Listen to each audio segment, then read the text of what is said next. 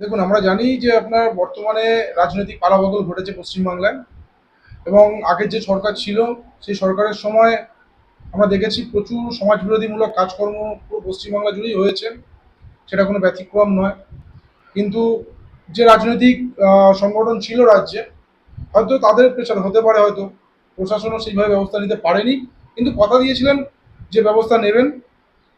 এবং কিছু কিছু সমাজবিরোধী যদি বলে থাকেন, দেখুন কেউ তো দুজন বা চারজন এসে ভাঙচুর বা মারামারি করে না, কিন্তু দুজন চারজন নাম উঠে আসে, তাদের নেতৃত্বে একটা বাহিনী কাজ করে, এটা প্রত্যেকেই আমরা জানি।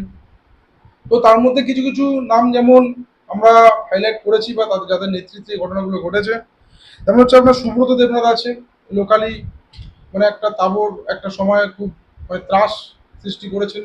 এমনকি আমাদের অফিসে এসে ভাঙচুর করা থেকে শুরু করে আমাদের এখানকার জানলা দরজা ভেঙে গেছে, সেই সমস্ত ভিডিও ফুটেজ নিয়ে আমরা কমপ্লেন করেছিলাম লিখিত। এছাড়াও বিশ্বজিৎ ঘোষ, বিশ্বরূপ ঘোষ, মীনাক্ষী ব্যানার্জি সহ আরও অনেকেই ছিল। এবং এই হাইলাইটেড 4-5 জনের যে নাম বললাম তাদের এগেনস্টে আমরা কমপ্লেনও করেছি।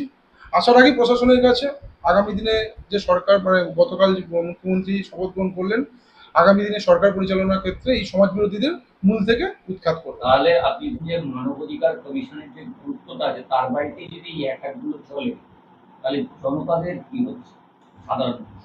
একদমই ঠিকই কথা বলেছেন। তো তো আস্থা আমরা রাখবো প্রশাসনের ওপরে।